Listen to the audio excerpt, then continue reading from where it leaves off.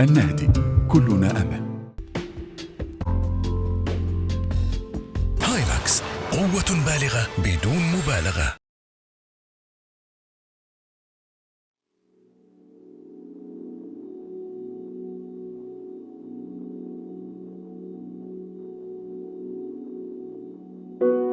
كانت معجزة القرآن أعظم وأسرع وأغرب طفرة حضارية في تاريخ الإنسانية، فقد استطاع الخطاب القرآني أن ينتقل بها من إنسان الجاهلية البسيط إلى مركز العالم وسيده في أقل من 3 عقود.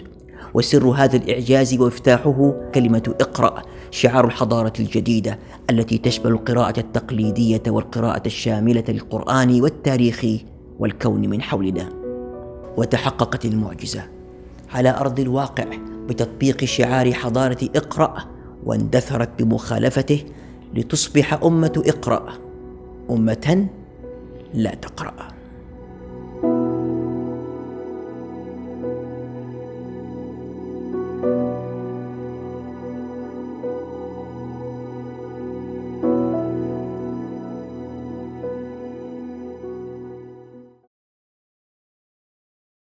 في تقرير التنمية الثقافية الذي تصدره مؤسسة الفكر العربي، بيّنت أن متوسط قراءة الفرد الأوروبي يبلغ حوالي 200 ساعة سنوياً، بينما للفرد العربي لا يتعدى 6 دقائق سنوياً، وهو في تناقص. وفي دراسة دولية أخيرة حول معدلات القراءة في العالم، أوضحت أن معدل قراءة المواطن العربي سنوياً هو ربع صفحة، بينما معدل قراءة الأمريكي 11 كتاباً، ومعدل كل من البريطاني والألماني 7 كتب. بمعنى آخر أن كل 20 مواطن عربياً يقرؤون كتاباً واحداً في السنة، في حين أن قراءة كل أمريكي تعادل ما يقرأه 220 عربياً في السنة، وقراءة البريطاني والألماني تعادل ما يقرأه 140 عربياً. في تقرير التنمية في العالم العربي تبين أن عدد الكتب المترجمة في العالم العربي مجتمعة يعادل 5 ما تترجمه دولة صغيرة مثل اليونان، وهناك كتاب يصدر لكل 12,000 مواطن عربي، بينما يصدر كتاب لكل 500 مواطن إنجليزي، أي أن معدل الإصدار في العالم العربي لا يتجاوز 4% من معدل الإصدار في إنجلترا.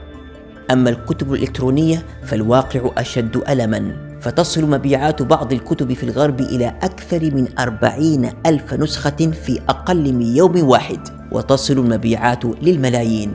أما في العالم العربي فلا تكاد المبيعات تذكر.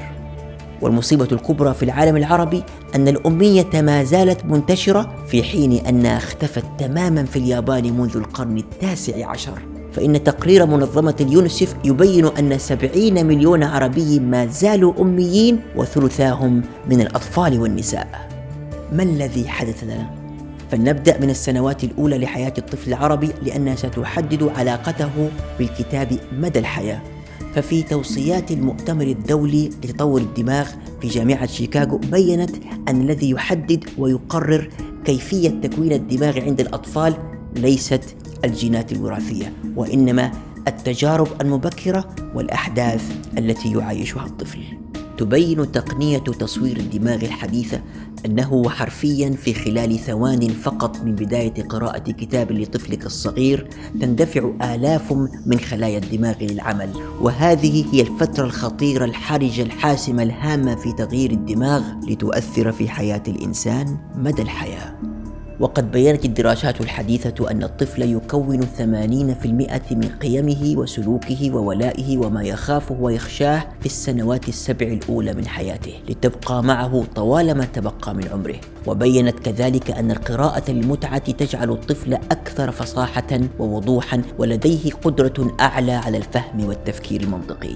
كما أن القراءة للطفل في مرحلة الطفولة وما قبل المدرسة تبني علاقة وطيدة بين الطفل ووالديه، وتبني الثقة عند الطفل، وتبني الإحساس بالتعاطف والقدرة على التحليل والتركيز. كما تصبح القراءة عند الطفل شيئا محببا وليس مفروضا، بل وتكون محببة أكثر من الألعاب الإلكترونية وأفلام الفيديو. كذلك بيّنت دراسات أن الأطفال الذين حثوا على القراءة وقرئ لهم في فترة ما قبل الدراسة حققوا تفوقاً أكاديمياً على نظرائهم استمر حتى المرحلة الجامعية، وهو كذلك يربي الحماسة والشغف ويقوي الذاكرة وحسن الإنصات عند الطفل.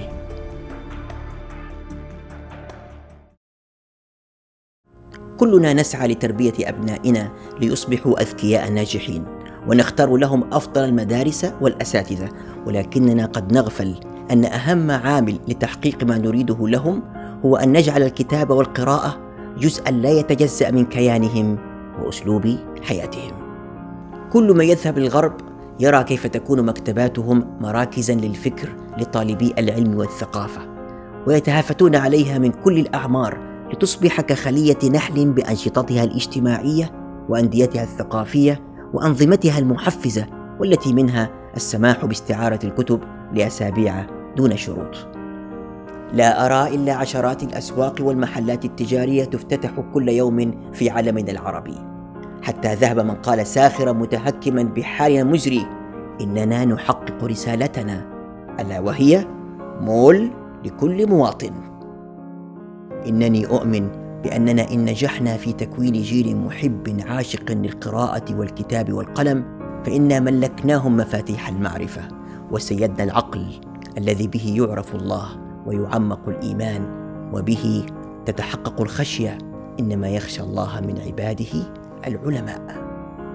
إذا أردنا حقا أن ننهض من جديد فليس لنا من سبيل إلا أن نعود لأول كلمة نزل بها الوحي. إنها همسة الغار، إنها الكلمة التي بنيت عليها أعظم حضارات الأرض، إنها الكلمة التي استحقت أن تكون أول كلمات السماء للأرض في أول لقاء بين رسول السماء برسول الأرض.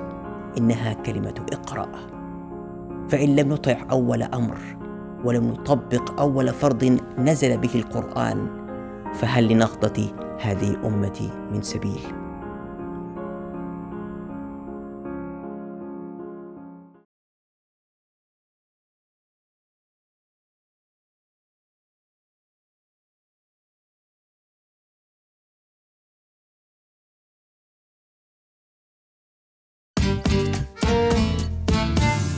دائما الواحد وهو بيفرش عش الزوجية بيكون عنده صورة محددة لشكل البيت، بس تنصدم بعد الزواج لما تلاقي زوجتك حولت كل البيت للضيوف. أقول لها تعالي ناخذ الكنبة هذه، تقول لي لا هذه أريح عشان الضيوف. طيب الطاولة هذه لازم أكبر عشان الضيوف.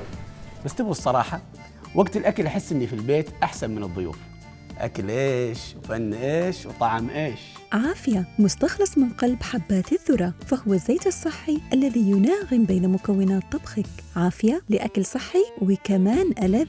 عافية بصحة وعافية. لأنكم في قلوبنا نشعر آلامكم ونعيش أفراحكم، فتطورنا وتغيرنا، نشرنا الأمل في كل مكان من أجلكم. النهدي، كلنا أمل.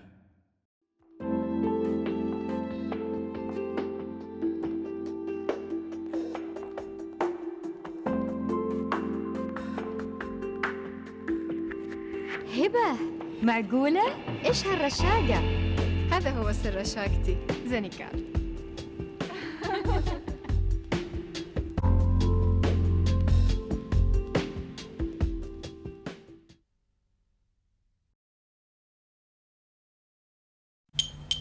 يشرفني انك تخطب بنتي. قل لي يا فهد، ايش تشتغل؟ طال عمرك. أنا أشتغل في مشاريع كبيرة، أقدم خدماتي لعلماء المستقبل، وأحيانا أدخل في المشاريع الصغيرة، أستثمر في القطاع الزراعي. أنا يكلموني كبار المهندسين، أفزع لهم فزعات. ما شاء الله ما شاء الله. انت تعرف في البناء ودنا وانا ابوك نكبر البلكونه في هالمخ. لا ترى مالك إلا ولد عمي. هايلاكس، قوة بالغة بدون مبالغة.